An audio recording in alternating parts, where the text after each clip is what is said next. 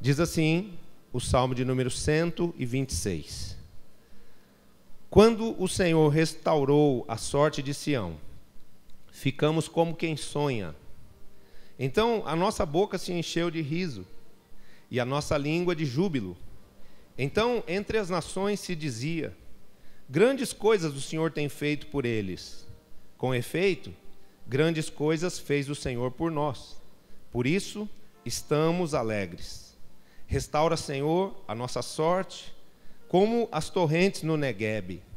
Os que com lágrimas semeiam, com júbilo ceifarão. Quem sai andando e chorando, enquanto semeia, voltará com júbilo, trazendo os seus feixes. Graças nós te damos, Senhor, pela tua palavra, em nome de Jesus.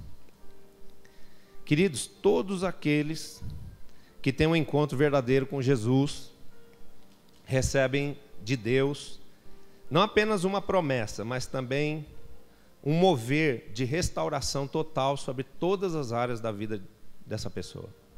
Se você tem Jesus no seu coração, pode ter certeza que você tem direito a ver cada área da sua vida restaurada, a ver cada área da sua vida transformada no sentido de que você alcance a paz, a tranquilidade, a felicidade, a realização dos seus sonhos. Esse salmo, o salmo de número 126, é um cântico.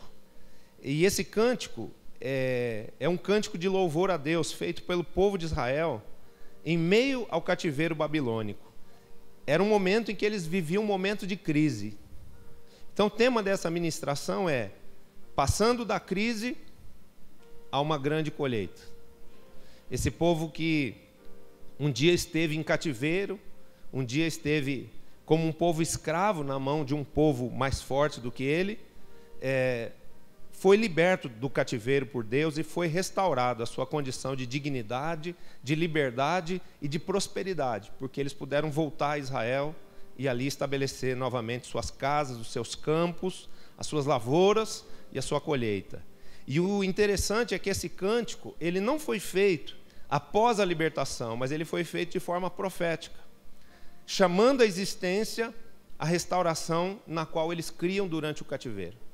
Então preste atenção que quem escreveu esse cântico começa a declarar como será o tempo em que Deus restaurar a sorte de Sião. E ele fala desses dias, que são dias futuros, como se eles já tivessem acontecido. Ele diz: quando o Senhor restaurou a sorte de Sião, ficamos como quem sonha. Então dá a impressão que esse salmo ele foi escrito depois do cativeiro, como um salmo de agradecimento. Mas se você analisar o versículo 4, você vê que o salmista ele volta ao tempo presente enquanto está escrevendo e diz: restaura, Senhor, a nossa sorte, como as torrentes no Neguebe. Porque os que com lágrimas semeiam, com júbilo ceifarão. Ou seja, eles viviam os dias das lágrimas.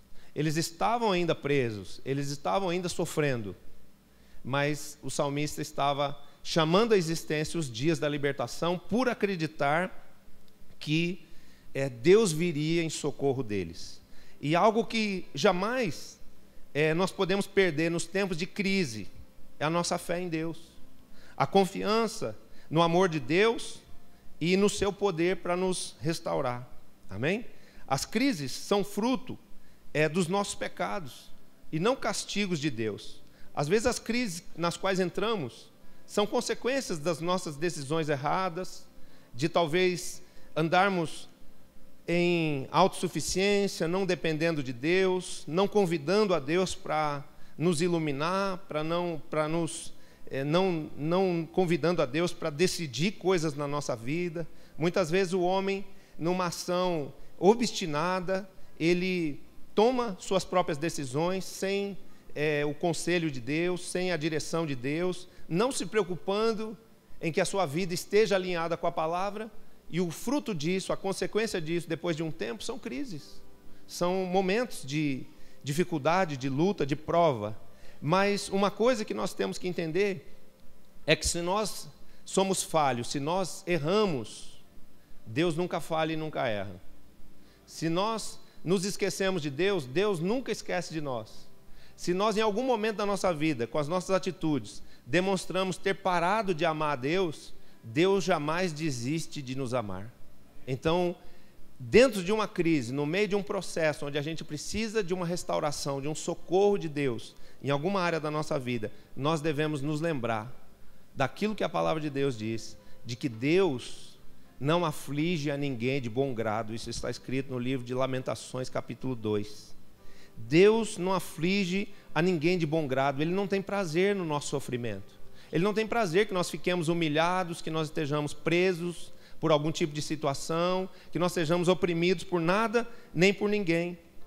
E toda aflição permitida por Deus, porque Deus age segundo as leis que Ele mesmo criou, visa triturar, moer a nossa estrutura humana, contaminada, mesclada com o pecado, endurecida pela incredulidade, para que surja em nós a essência divina, o caráter de Cristo.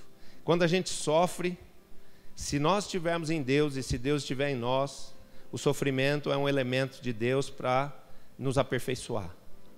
O sofrimento nos faz melhores. Essa pessoa que você está vendo aqui hoje, que eu sei que muitos aqui têm como referência para a sua vida, que muitos admiram, não foi sempre assim. Eu fui uma pessoa soberba, eu fui uma pessoa incrédula, eu fui uma pessoa infiel. Mas Deus me permitiu passar pela fornalha de fogo, né? Ele me permitiu passar pelo seu crisol. E as consequências dos meus erros, no tempo em que eu estava sem Deus, serviram como uma forma de Deus me moer, me triturar, de Deus destruir a estrutura do velho homem que ainda existia viva dentro de mim, mesmo depois de eu ter conhecido Jesus. Então, quando a gente passa para Cristo, às vezes a gente pensa, tudo vai ficar bem, vai ser um mar de rosa, vai ser uma maravilha. Não, vem tempos de lutas, vem tempos de provas, vem desertos, vem tempos de dificuldade, de escassez, situações dolorosas que a gente chora, que a gente se sente humilhado, impotente. Mas o que Deus está fazendo? Ele está fazendo isso aqui, ó. Ele está moendo você. Ele está triturando o velho homem. Ele está quebrando toda a estrutura humana do velho homem para que nasça em você, para que surja dentro de você o novo homem criado à imagem e semelhança de Cristo. Você se deixa moer? Você quer o novo homem criado à imagem e semelhança de Cristo dentro de você? Então dá um aplauso ao Senhor Jesus.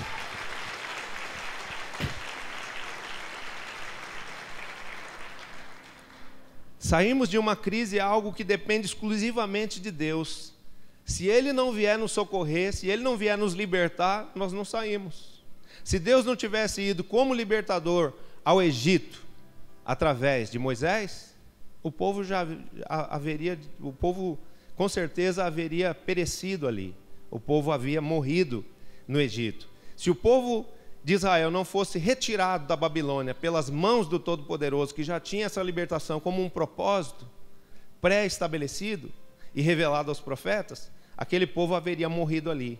Então, é Deus quem nos liberta, é Deus quem nos tira das situações de prova, de angústia, de tribulação, de humilhação, para nos levar a um lugar e a um histórico de restauração. Deus tem esse propósito de restaurar cada área da sua vida e te ver uma pessoa feliz, completa, revestida da glória de Deus. Mas, embora seja o Senhor que decide o tempo e o como Ele vai nos tirar do cativeiro, a nossa atitude em meio às crises vai definir se pereceremos ou se passaremos da crise a uma grande vitória.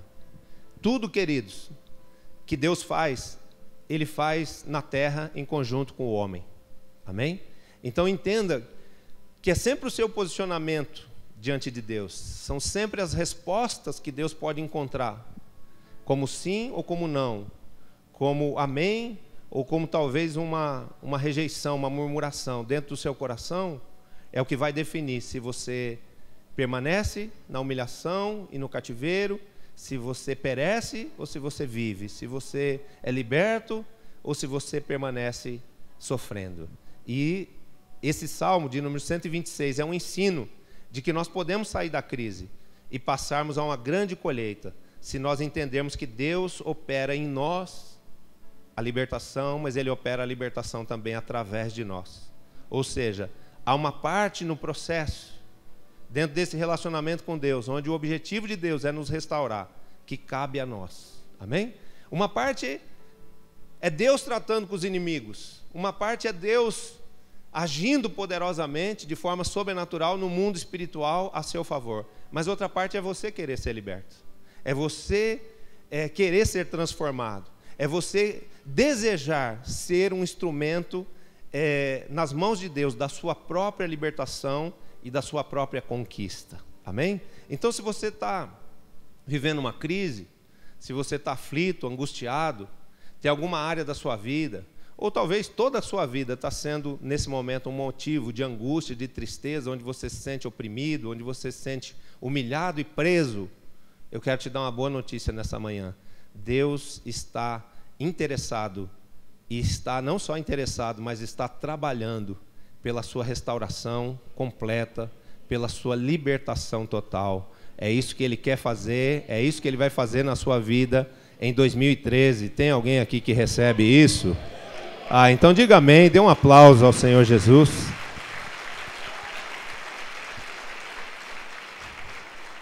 Agora, se essa libertação, se o sair dessa crise depende também de nós, que atitudes, que posturas poderão sinalizar para Deus, ou poderão ser elementos nas mãos de Deus para que Deus me leve da crise à alegria e ao sucesso? Ele termina o salmo dizendo que quem sai andando e chorando enquanto semeia, voltará com júbilo trazendo seus feixes. Então, ele começa falando da dificuldade, da dor, mas ele termina o salmo no versículo 6 dizendo que haverá um final feliz, com júbilo.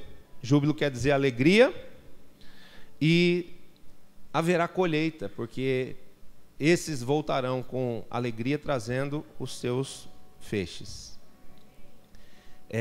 O Salmo 126, ele mostra para nós 4 atitudes que definem um final feliz, que definem um final com alegria e sucesso. Quem quer isso? Quem quer terminar a história da sua vida que nem Paulo?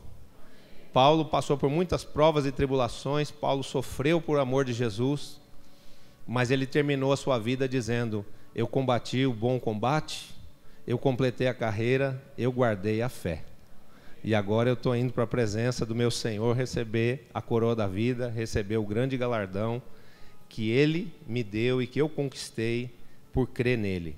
Então, quando a gente tem essa postura de fé diante de cada situação na nossa vida, o que vem é um aproximar da restauração e um aproximar da coroação, onde a nossa coroa é uma coroa de vitória. Amém? Que atitudes são essas? São 4 atitudes que estão todas descritas aqui no versículo 6. Olha o que ele diz: quem sai andando e chorando enquanto semeia, voltará com júbilo trazendo seus feixes. Quem quer voltar com júbilo trazendo muitos feixes? Feixes de bênçãos, feixes de vidas, um feixe poderoso de vitória. Então, você precisa sair, você precisa andar, você precisa chorar e você precisa semear. Amém? Quem sai, anda, chora e semeia, entrou no direito, entrou na posse de uma poderosa conquista que virá das mãos daquele que não só é poderoso, mas é fiel para cumprir o que prometeu. Amém? A primeira atitude, sair, é uma decisão tomada desde o coração. Queridos, quando a gente está dentro de uma situação, o que mais impede o Senhor de agir é o conformismo, é a passividade. É a gente ficar ali consolado naquela situação de cativeiro, de opressão, de solidão, não fazendo nada. Nem sequer sinalizando para Deus desde o coração que nós queremos sair daquilo. E há um salmo na palavra que diz que os israelitas no deserto, eles voltaram ao Egito em seus corações. Então preste atenção, que a saída para frente, ou o retrocesso, ou a volta para algum outro lugar, não começa na direção que tomamos, e sim naquilo que nós decidimos no nosso coração. O povo estava sendo liberto do cativeiro do Egito, mas no coração deles, por causa de desobediência, por causa de ingratidão, por causa de murmuração, eles estavam indo na direção da terra prometida, mas o coração deles estava determinado a voltar para o Egito. Nós precisamos decidir sair do lugar que nos prende. Amém? Abrão saiu de Ur dos Caldeus, um lugar onde sua vida estava limitada pela idolatria do lugar. Eu quero dizer isso principalmente para os novos convertidos. Saia dos lugares onde você sabe que há contaminação para a sua vida. Saia dos lugares onde você sabe que você vai conviver com pessoas ou com coisas que vão te fazer pecar. É preciso a gente fazer essa opção pelo Senhor e pela libertação que o Senhor quer nos dar, pelo Senhor e pela restauração que Ele quer nos dar, nos desprendendo do mundo e das práticas do mundo. Isso não quer dizer abandonar pessoas, isso não quer dizer romper laços com a sua família, mas isso quer dizer decidir no coração não viver as práticas do mundo e das pessoas que vivem no mundo, e às vezes por um tempo renunciar à comunhão com essas pessoas.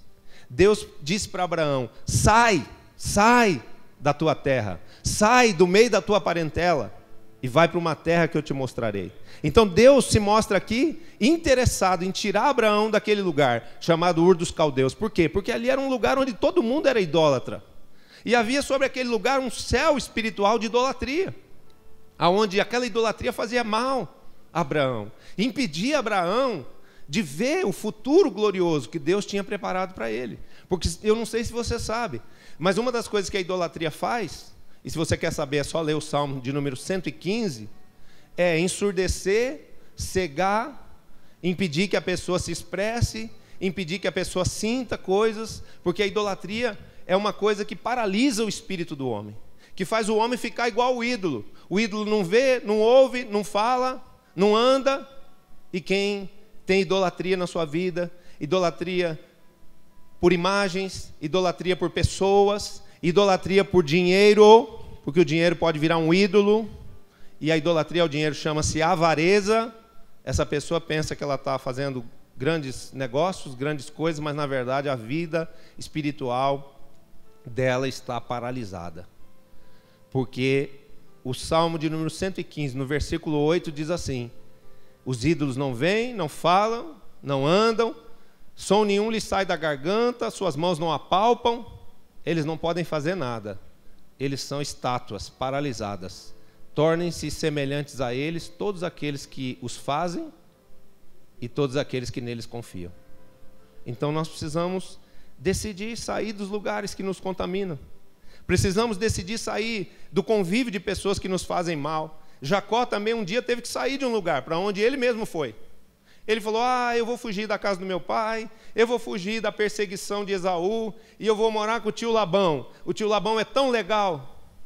O tio Labão tem até umas meninas bonitas lá, que são as filhas dele, eu vou namorar com uma delas lá. E Jacó foi, e ficou junto do tio Lobão. Falei disso há 15 dias atrás aqui.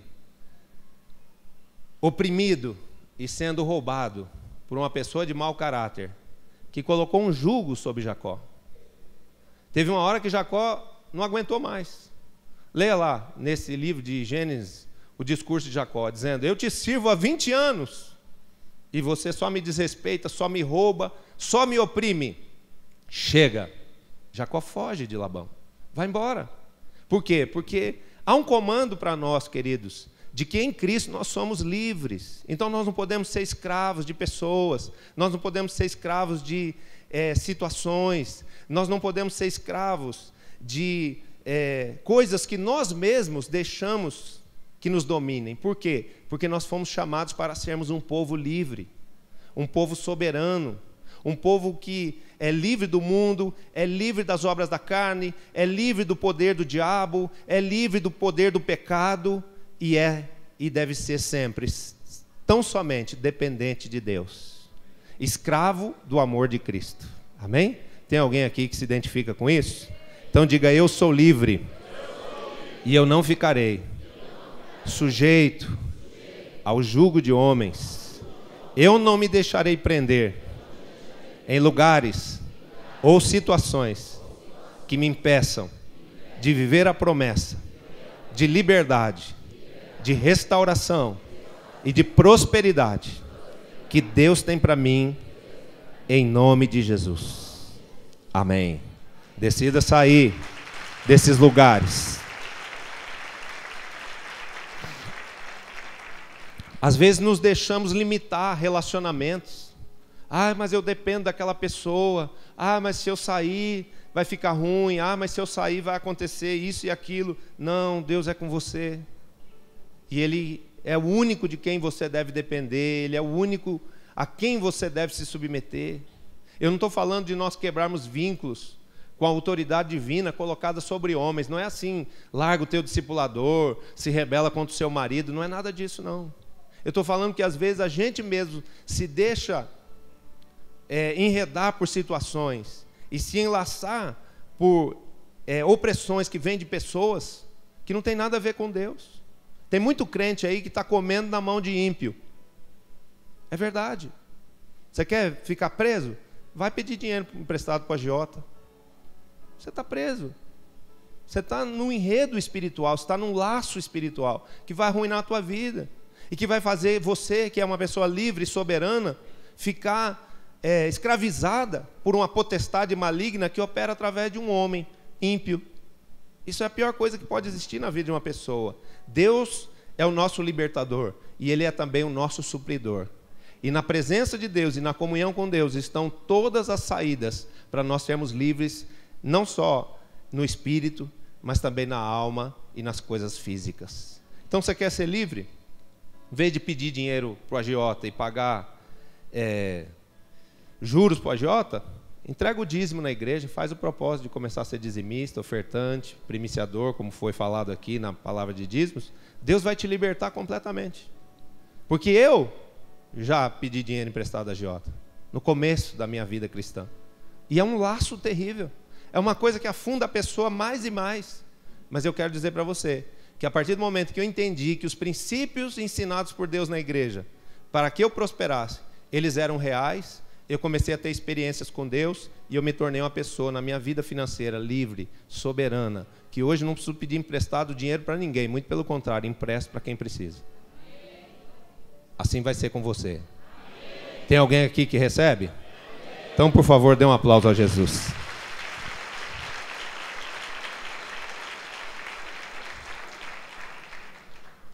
Precisamos sair dos lugares que nos contaminam e nos aprisionam, como Israel, que saiu do Egito, mas levou a contaminação do Egito no coração.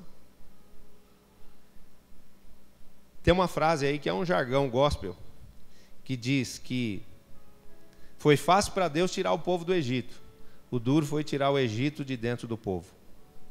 Isso é uma palavra forte, porque nós não podemos viver com Jesus, fazemos parte da igreja, mas termos os pensamentos do mundo, termos as práticas do mundo governando a nossa vida.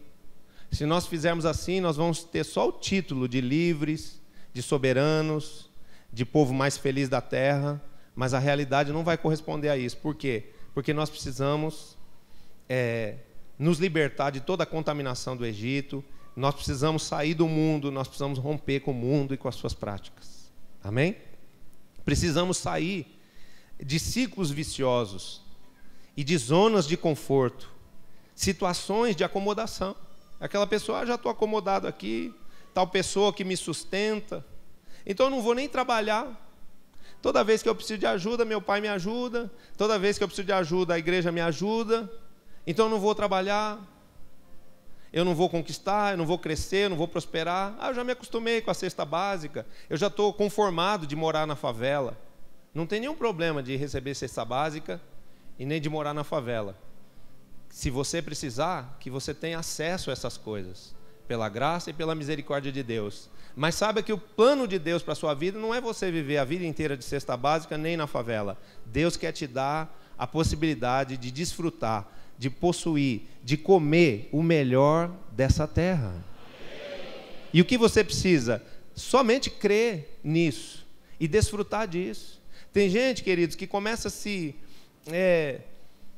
apropriar de determinadas coisas, querer se valer de benefícios que são verdadeiros enredos, verdadeiros roubos. A pessoa tem um pequeno defeito físico, pronto, eu já vou pegar a carteirinha de deficiente para andar de graça para lá, para cá, no ônibus. Não, aquela pessoa tem um defeito físico, mas ela pode trabalhar, ela pode andar, ela pode trabalhar, ela pode prosperar, ela pode ser uma pessoa que compra o seu carro, ela pode ser uma pessoa que tem liberdade, prosperidade, mas ela se sujeita, ela se acomoda, se colocando numa condição que, na verdade, aos olhos de Deus, ela não é.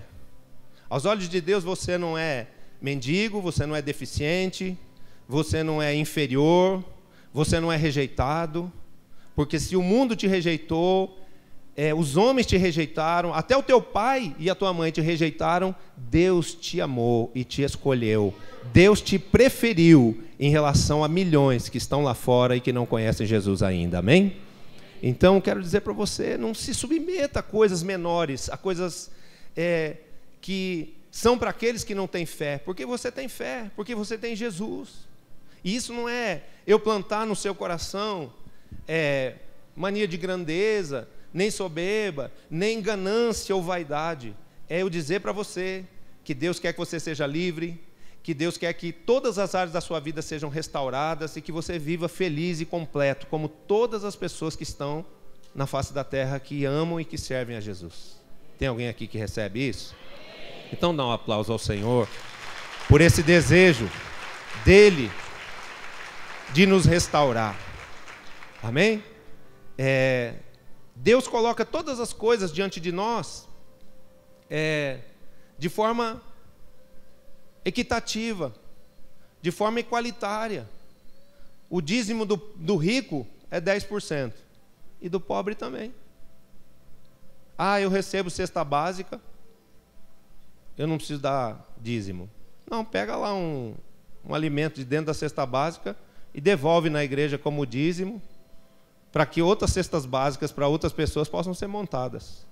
Você está em dia com Deus, você está exercendo a fé, a fidelidade e a generosidade. Deus vai te tirar da condição de precisar de cesta básica, porque você foi fiel no pouco. O rico, não, o que eu recebi quando eu vendi minha casa, quando eu vendi meu terreno, é muito, então não vou dar isso para a igreja. Não interessa se é muito ou se é pouco. O que interessa é ser fiel naquilo que Deus pediu. O dízimo do pobre é 10%, o do rico também é. E se ambos forem fiéis, Deus vai restaurar as áreas da vida de ambos, porque esse é o projeto de Deus. Diante de Deus somos iguais, diante de Deus temos os mesmos deveres, mas temos também os mesmos direitos. Amém? Então, nós não devemos ficar sujeitos a um sentimento de inferioridade, de baixa estima, que nos faça ficarmos aprisionados por acomodação. Havia em Jerusalém, no templo de Jerusalém, um coxo que ficava numa porta do templo chamada a Porta Formosa, e esse coxo era levado ali todos os dias, e eu digo levado porque eu acho que ele não conseguia andar sozinho, e ele ficava ali sentado na porta do templo pedindo esmola, até o dia em que Pedro e João chegaram ali e olharam para aquele homem e disseram, no momento em que ele pediu uma esmola, Pedro respondeu, olhando bem firmemente nos olhos desse homem, eu não tenho nem prata nem ouro para te dar, mas o que eu tenho, isto eu te dou, em nome de Jesus Cristo, levanta e anda. E deu um puxão no braço daquele homem, e aquele homem também esticou as pernas e desejou andar. E no momento em que ele desejou andar, ele pôde, pela primeira vez, com as suas próprias pernas, entrar naquele templo e participar de um culto de louvor e de adoração a Deus. Então, o que representa isso? Representa que, às vezes, nós ficamos vivendo com Deus uma vida de superfície. A gente fica como se estivesse na porta do templo, mas não entra no templo para adorar a Deus, para agradecer a Deus por aquilo que Ele é, e para receber de Deus pela fé tudo o que Ele pode nos dar. Deus está nos dizendo, sai da zona de conforto, sai da zona de acomodação e busca em mim aquilo que o seu coração deseja, aquilo que a sua alma precisa. Tem muita gente frustrada, como disse a palavra do discipulado essa semana, e equivocada, buscando o socorro do homem. E o socorro do homem é vão. O socorro do homem às vezes não vem. E às vezes o socorro do homem não vem porque Deus não permite. E por que Deus não permite que o socorro do homem venha? Porque às vezes as pessoas estão buscando na pessoa errada. Deus não quer que você busque no homem. Deus não quer que você busque as coisas, as soluções, as respostas nesse plano e nessa vida. Deus quer que você busque as coisas nele. Esse é o ano da maturidade. E em nome de Jesus, pelo poder do Espírito Santo, uma das coisas que Deus vai fazer na vida da igreja El Shaddai é ensinar desde mim até o último novo convertido que chegar, cada um ser um homem e uma mulher espiritual, que sabe orar, que sabe jejuar, que sabe exercitar a sua fé e que vai receber tudo o que precisa das mãos de Deus. Tem alguém aqui que concorda com essa oração profética?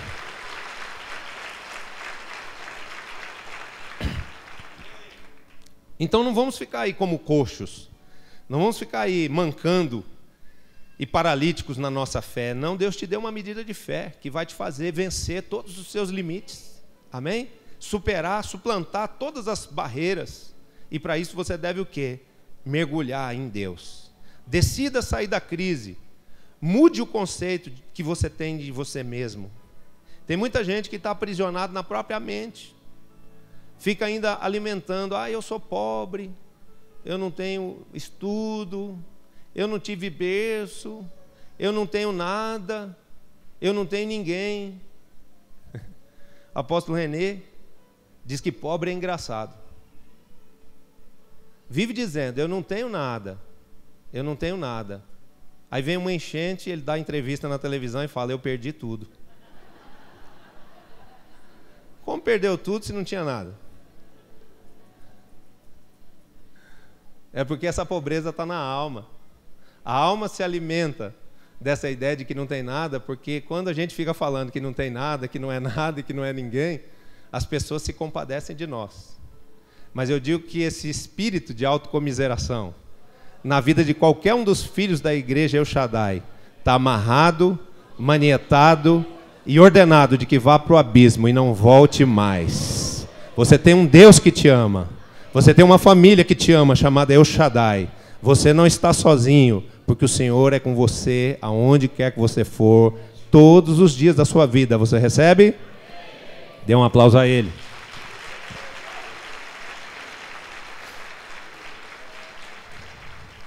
Então, se você pensava que você era um mendigo, agora, se você deixar Deus renovar a sua mente, você vai descobrir que você é um príncipe e uma princesa.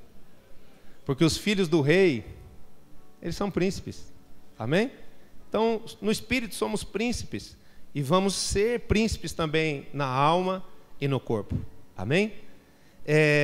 Mude os seus hábitos. Pois você só viverá o que você nunca viveu quando você fizer o que você nunca fez.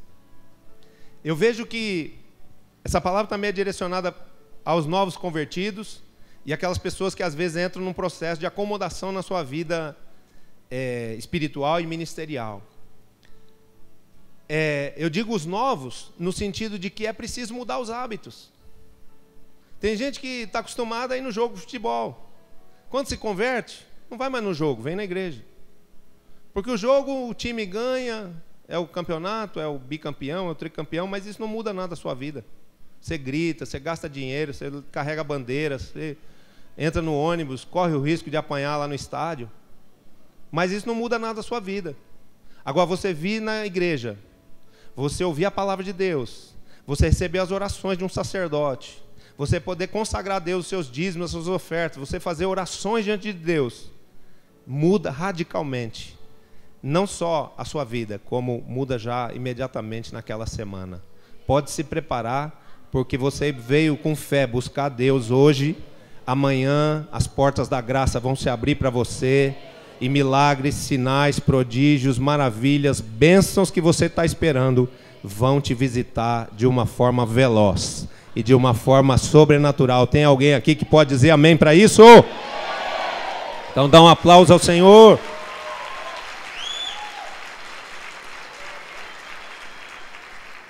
Mas é preciso mudar a maneira de pensar, é preciso mudar a maneira de agir, mudar os hábitos, mudar os lugares que a gente frequenta, mudar a nossa rotina. Falei com os novos convertidos de você mudar aquela coisa de domingo à noite no cinema, de domingo de manhã ficar assistindo esporte espetacular, de os que são casados, domingo à noite comer uma pizza na casa do sogro. Vai almoçar na casa do sogro, mas de noite vem para a igreja. Amém? Em vez de ficar lendo revista Caras, leia a Bíblia, em nome de Jesus. Em vez de ficar lendo jornal, ou assistindo jornal na televisão, que só traz notícia ruim, você assiste o Jornal Nacional, você sai deprimido. Por quê? Porque é só morte, tragédia e problema.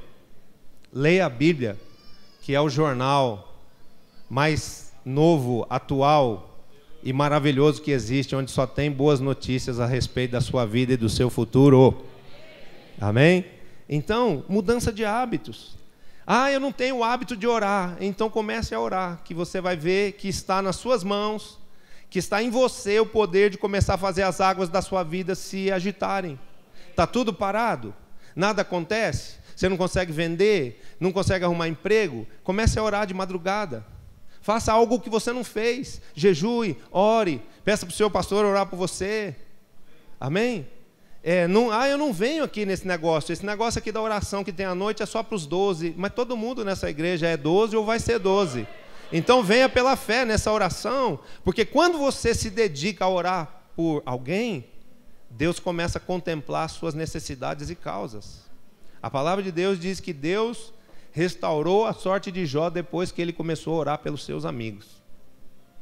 Então é importante a gente vir orar, porque isso muda os céus espirituais ao nosso redor, isso derrota o inimigo e faz Jesus vencer na tua vida.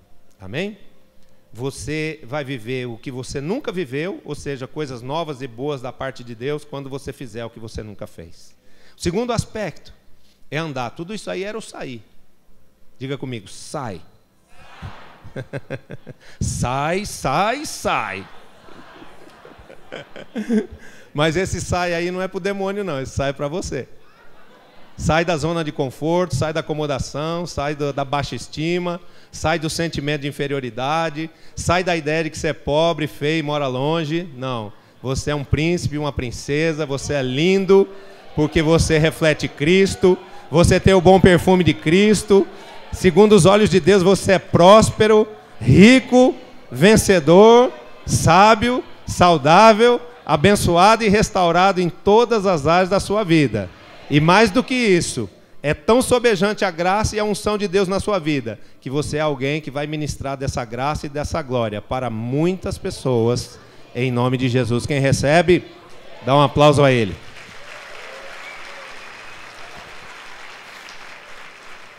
Segundo é andar. Andar. Quem sai andando. Andar é a decisão em movimento. É o exercício de avançar em direção aos objetivos e também aos obstáculos. Decida ir, decida avançar. Decida sair do nível em que você está e galgar um nível maior e melhor.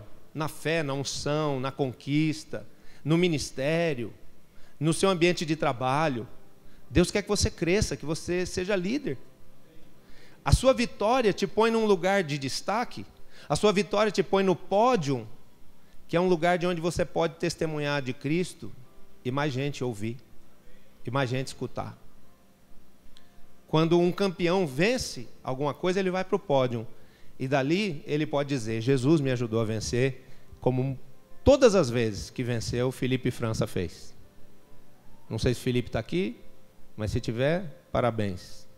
Porque nunca negou a Jesus no pódio, nunca chamou a glória daquilo que pôde fazer para si mesmo. Sempre tributou a Deus a honra das vitórias que teve. E isso é uma atitude de sabedoria. Amém? Então, nós precisamos decidir galgar um nível melhor na nossa vida e saber que é nosso direito ocupar posições de maior destaque no reino de Deus. Deus quer que nós cresçamos e amadureçamos. Então, todas as vezes que dermos passos na direção do que desejamos, passos na direção de conquistar, portas se abrirão, coisas novas vão acontecer no sobrenatural. Preste atenção, existe um mover de Deus que nos acompanha. E a fé, ela desata o poder de Deus, não quando a gente fala apenas, mas quando a gente faz. Amém? Uma das frases do apóstolo René no discurso dele para o Knesset, para todos os judeus que estavam lá assistindo aquela cerimônia solene, foi: nós não somos nem valemos aquilo que falamos, nós somos fruto, nós somos resultado daquilo que nós fazemos. Tem gente que fala muito, mas não faz nada, e por causa disso a sua fé fica uma fé sem obras, e a fé sem obras é morta, as coisas não acontecem. Amém? Então, entenda que nós precisamos dar passos para mudarmos as coisas na nossa vida. Vai lá negociar o que ficou atrasado na escola do filho e pedir graça a Deus, e pedir graça ao diretor da escola, e prometer que você vai pagar o que ficou para trás, que o seu filho vai ser matriculado de novo, talvez ganhe até uma bolsa, se você for humilde e falar que você está vivendo um tempo de dificuldade, que vai mudar rapidamente na sua vida, em nome de Jesus. Mas é preciso enfrentar. Às vezes as pessoas ficam deixando as coisas lá rodar, aquela dívida fica lá rodando, está endividado com o banco, está com o nome sujo, vai negociar a sua dívida, dá um passo na direção da dívida, vai lá conversar com o gerente, vai lá e fala: eu quero pagar, faz uma proposta aí para eu quitar esse negócio.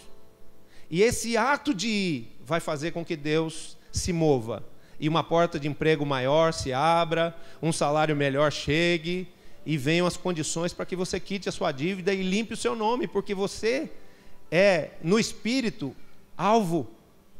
Você é no Espírito Santo, puro, limpo. Se o seu espírito é limpo pelo sangue de Jesus, como é que o seu nome vai poder ficar a vida inteira sujo? Não se conforme com isso. Não deixe isso ser assim. Amém? Não permita que isso seja assim. Dê um passo na direção da sua libertação, da sua restauração, e você vai ver Deus agindo com graça, com misericórdia e com provisão a seu favor. Quando Israel estava diante do Mar Vermelho, Moisés começou a clamar a Deus e orar, e pedir: Senhor, socorro! E Deus lhe disse: Moisés, não é hora de orar, é hora de agir. Diga ao povo que marche. Amém?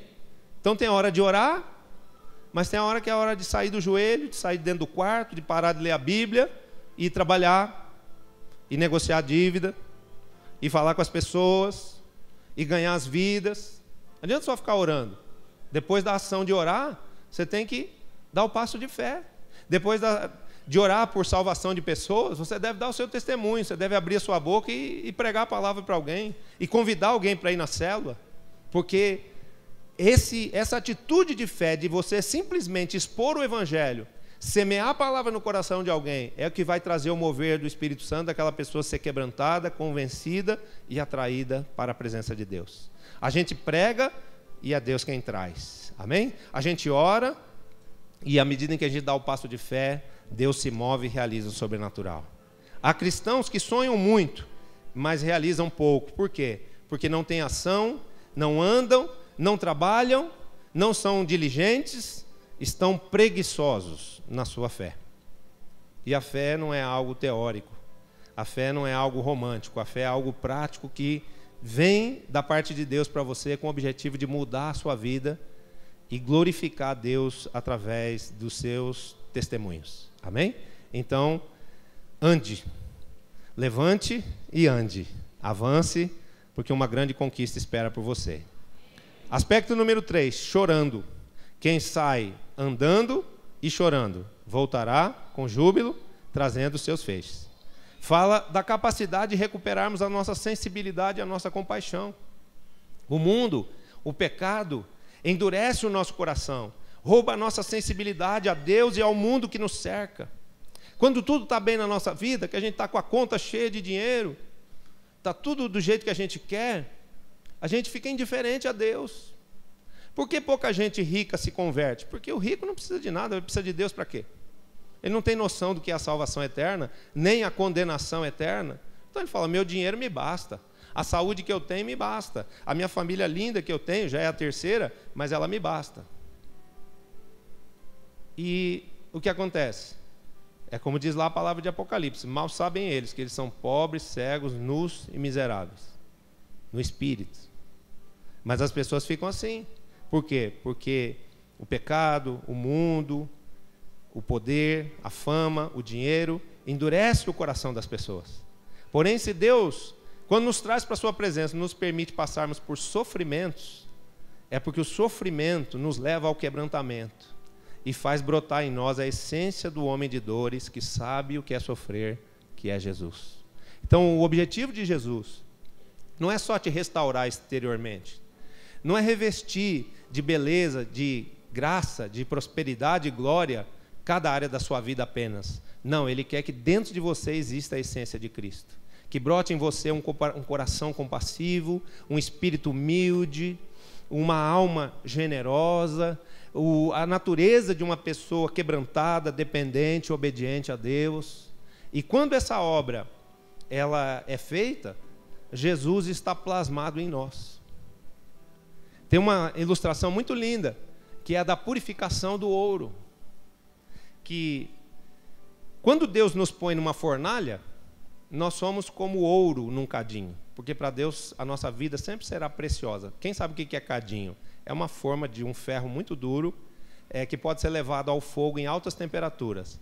E quando uma pessoa quer fundir ouro, pega todas as coisas de ouro, um anel, uma medalha, uma corrente, põe tudo dentro daquele cadinho e leva no fogo, debaixo de maçaricos, a uma temperatura altíssima. E o que acontece? O ouro, ele começa a derreter e ele fica como água. E as impurezas que tem no ouro, todo tipo de metal que tem no ouro, os metais que não têm o valor, o peso molecular e químico do ouro, eles começam a subir. Isso é chamado de escória. Então, vem o ourives com uma espumadeira e começa a passar na superfície do ouro. Enquanto aquelas coisas todas estão ali, a imagem que fica em cima do ouro é turva, mas quando a espumadeira passa, aquilo fica como um espelho de ouro. E o ourives pode ver ali a sua própria imagem. As dores, as lutas, as provas, os sofrimentos que você tem passado são para que todo tipo de impureza que exista na sua vida saia, seja retirado pela espumadeira de Deus, e Deus possa olhar para você e ver em você refletido o rosto dele. Deus quer que você resplandeça Cristo. Deus quer que você seja a imagem e semelhança de Cristo onde quer que você for. Então você não deve se angustiar, murmurar ou desistir porque está passando por provas e por lutas. Não. Lembre-se que o sofrimento vem para fazer brotar Jesus na sua vida. Amém? Ouvimos dizer: homem que é homem não chora. Mentira. Quem tem seus sentimentos restaurados, e essa palavra hoje está falando de restauração, sabe rir, sabe chorar e sabe até reconhecer a dor dos outros. Então Deus nos permite vivermos um pouco de aflição, de dor, de sofrimento, para recuperar a nossa capacidade de se compadecer e dizer: meu Deus, eu estou sofrendo e tem outro sofrendo igual a eu. Então a gente para de ser individualista, materialista, autossuficiente, a gente começa a olhar para o lado e fala: não, peraí, a gente tem que salvar essas pessoas. A gente precisa falar de Jesus, porque eu estou bem, eu estou quase bem. Eu estou num processo de restauração, mas tem gente que não saiu do zero ainda. Tem gente que ainda está lá no Egito, tem gente que ainda está aprisionado nas mãos do diabo. E a compaixão que existe no meu ser não me deixará ficar diante dessas pessoas indiferente. Eu vou testemunhar do amor de Jesus para elas, eu vou falar da salvação que há em Jesus e só em Jesus, e eu vou ser um instrumento de libertação e de resgate de muitas vidas, em nome de Jesus. Essa pode ser a sua oração? Então diga amém e dê um aplauso ao Senhor Jesus.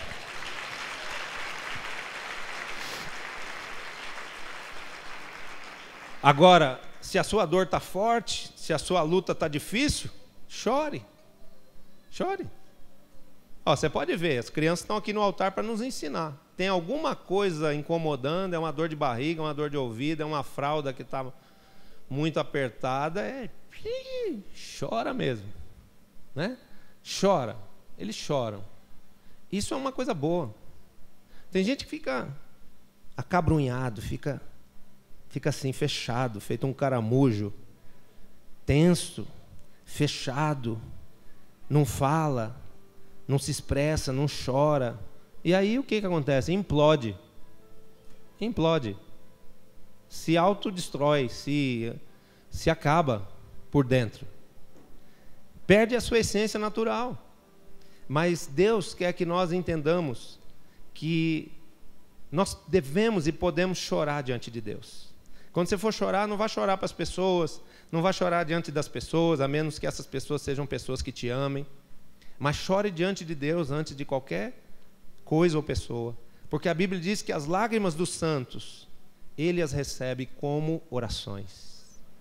Um dia o profeta Isaías foi à casa do rei Ezequias e disse a ele: Rei Ezequias, você está com um câncer no seu abdômen, despeça dos seus familiares, ponha a sua casa em ordem, porque o Senhor diz que você vai morrer. Ezequias falou: não, eu não quero morrer não. Começou a orar, começou a chorar e começou a lembrar o Senhor das promessas dele, dizendo: Senhor, o Senhor disse que quem guardasse os seus mandamentos, que andasse nos seus caminhos, seria alvo da sua misericórdia e da sua graça. E eu fiz tudo isso. Eu procurei ser um bom rei, eu procurei guardar os teus estatutos, eu procurei fazer bem diante dos seus olhos. Eu não quero morrer. E virou o rosto para a parede e começou a chorar. E o profeta Isaías já estava indo lá no fundo do palácio, lá no jardim do palácio, estava indo embora depois de ter entregue a profecia dele. Profecia difícil de receber, né? Imagina chegar um profeta na sua casa hoje e falar assim: ó, arruma as trouxinhas aí que daqui a um mês você vai. Difícil, hein? Precisa ser bem espiritual para ficar feliz. E aí Ezequias chorou, e quando o profeta Isaías chega lá, vem de novo a voz de Deus ao coração do profeta e diz assim: Isaías, meu servo, volte até Ezequias e diga que eu ouvi a oração dele e eu vi as suas lágrimas. E eu vou dar a ele mais 15 anos de vida. Então quero dizer para você, Deus, Ele ouve a sua voz quando você ora, quando você clama. E Deus não só contempla, vê as suas lágrimas diante dele, como Ele está te dizendo hoje que as suas lágrimas estão em depósito. Ele está colhendo, Ele está guardando cada uma das suas lágrimas como orações guardadas num odre. E no momento certo, essas orações vão ser atendidas e o seu cativeiro vai ser quebrado. A sua sorte vai ser mudada. E isso vai trazer alegria ao seu coração e vai ser glória para o nome do Senhor.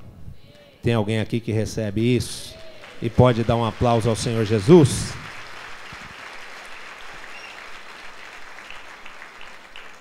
Os olhos de Deus não estão impedidos de ver as suas lágrimas, nem os seus ouvidos fechados para que Ele não ouça a sua oração. Amém? A mão forte e poderosa do Senhor virá mudar a sua sorte, pode ter certeza disso, persevere nele, não desista ainda que esteja sendo difícil. E a última coisa, quem sai, quem anda, quem chora e quem semeia, voltará com júbilo trazendo os seus feixes. Então é preciso também, nesse processo de caminhada com Deus, aprendermos a semear. Semear qualquer tipo de virtude do reino. Porque tudo no reino são sementes. O amor é uma semente, a paz é uma semente, a alegria é uma semente, as finanças são sementes, o perdão é uma semente.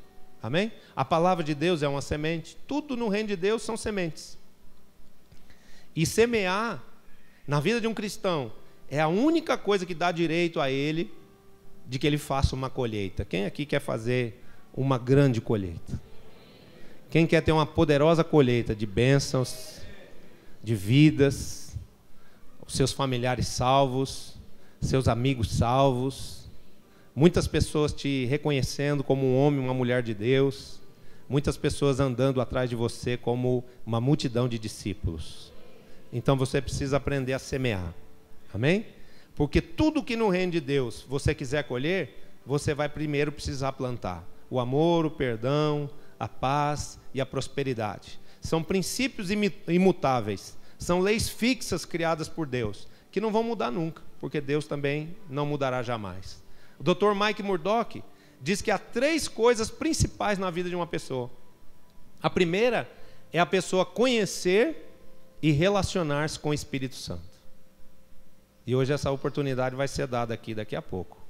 Você conhecer o Espírito Santo, você receber o Espírito Santo para uma vida de relacionamento íntimo com Deus. Então, nós não podemos conhecer Deus de ouvir falar, nós precisamos conhecê-lo de deixar Ele morar dentro de nós. O Espírito Santo quer habitar o seu coração. O Espírito Santo quer entrar nesse templo que é a sua vida. Amém? A segunda coisa, além de relacionar-se com o Espírito Santo, é você conhecer o propósito da sua vida. Você entender para que você está nesse mundo. Qual é o seu chamado? Qual é a sua vocação em Deus? Para que Deus te chamou? Para que Deus te escolheu? Ele te escolheu para ser uma testemunha dele. Ele te escolheu para você ser uma bênção nas mãos dele. Para você ter experiências com Deus e com a sua palavra, de transformação, de restauração da sua vida, e depois você contar isso para outros, para que outros possam crer nisso e ter esse mesmo tipo de experiência. Esse é o propósito de Deus com cada pessoa que está aqui hoje. Todas que estão aqui, as mais de 500 pessoas que estão aqui assistindo esse culto, o propósito de Deus com todos é o mesmo: nos tornarmos discípulos de Jesus, nos tornarmos testemunhas do poder e do amor dele, que salva a humanidade. Amém? E a terceira coisa é nós sermos um semeador. As 3 coisas mais importantes: relacionar-se com o Espírito Santo, conhecer o propósito da nossa vida e sermos semeadores. Entendemos que nós estamos aqui só como administradores das coisas do reino. A casa que você tem não é sua, o carro que você tem não é seu, o dinheiro que você usa, ele vem de Deus e ele deve voltar para Deus. Por quê? Porque você vai embora daqui desse mundo o dia que Deus te chamar. E aí o que vai acontecer? Nada disso vai com você. Você não vai poder levar a tua casa, nem teu diploma, nem um saco de dinheiro dentro do caixão. O homem, ele entra na terra de mãos fechadas. Já viu o nenenzinho quando ele nasce? Ele fica assim, ó.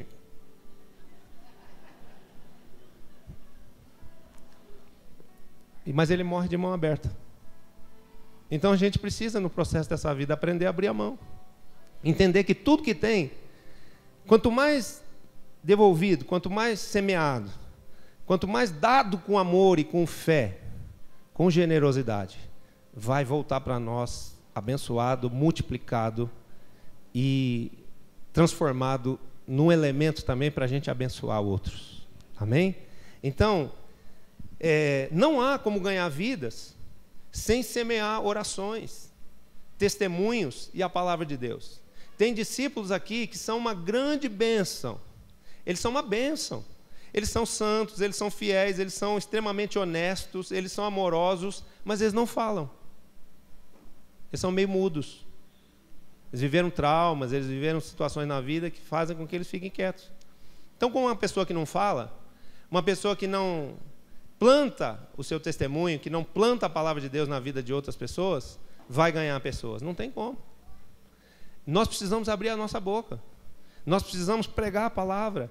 Nós precisamos plantar essa semente do nosso testemunho no coração de outras pessoas, porque é através do nosso testemunho, da palavra que nós pregamos, que vai nascer a vida, que vai nascer a salvação no espírito das pessoas. Amém? Não há como fazer discípulos sem semear o amor, a atenção, o ensino. Isso é consolidação. Nós investirmos tempo, nós doarmos do nosso tempo, nós gastarmos tempo com as pessoas, recebemos as pessoas na nossa casa, ouvirmos o choro delas, confortarmos, enxugarmos as suas lágrimas, darmos direção de como elas devem proceder daqui para aquele momento. Estamos fazendo uso dessa unção sacerdotal, dessa unção pastoral que está sobre cada um de nós nessa visão apostólica. A visão apostólica tem os 5 dons embutidos nela. E eu te envio debaixo de uma bênção apostólica, debaixo de uma unção apostólica, para que você evangelize, para que você profetize, para que você pastoreie, para que você ensine e para que você abra novas bases de fé em nome de Jesus. Amém? Não há como alguém ser próspero sem aprender a dar com alegria. Olha essa revelação. Quem aqui já ouviu falar sobre a palavra necessidade? Ih, fulano está passando necessidade das coisas, não tem nem o que comer. A palavra necessidade vem de uma raiz, que é nécio. Jesus falou, meu Deus, que geração incrédula e perversa. Como vocês são nécios e tardos para crer. O que quer dizer nécio? Nécio quer dizer uma pessoa que tem entendimento fechado.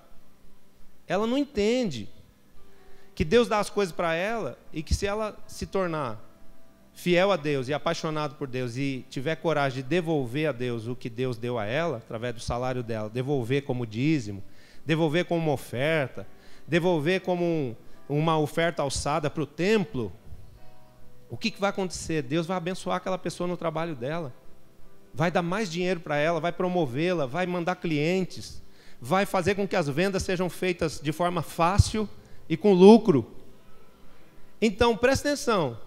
Quem é o nécio? É quem tem o entendimento fechado. Quem não abre a mente, é cabeça dura. Não entra esse princípio de que no reino, para você poder colher amor, precisa plantar amor. Para você poder colher alegria, você precisa plantar alegria na vida das pessoas. Para você plantar amargura, chegar em casa reliando todo mundo, você vai sair de lá amargurado também.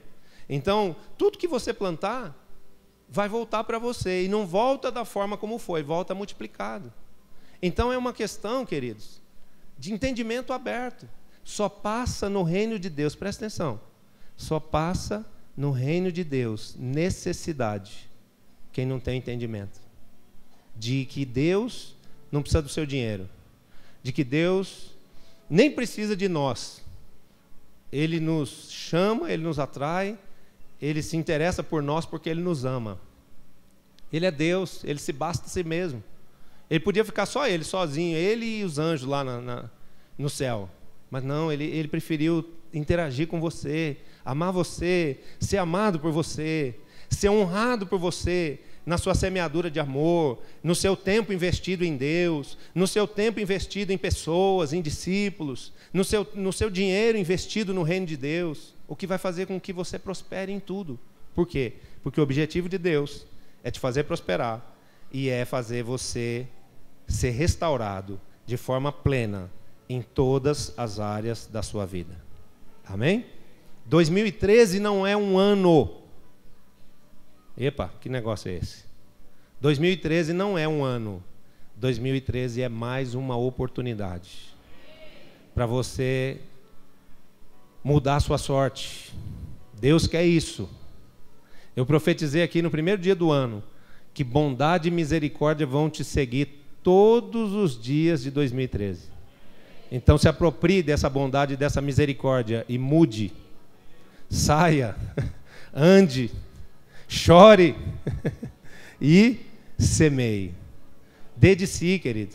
Você pode ter pouco, mas do pouco que você tem, se você der, Deus vai te permitir ter muito mais. Amém?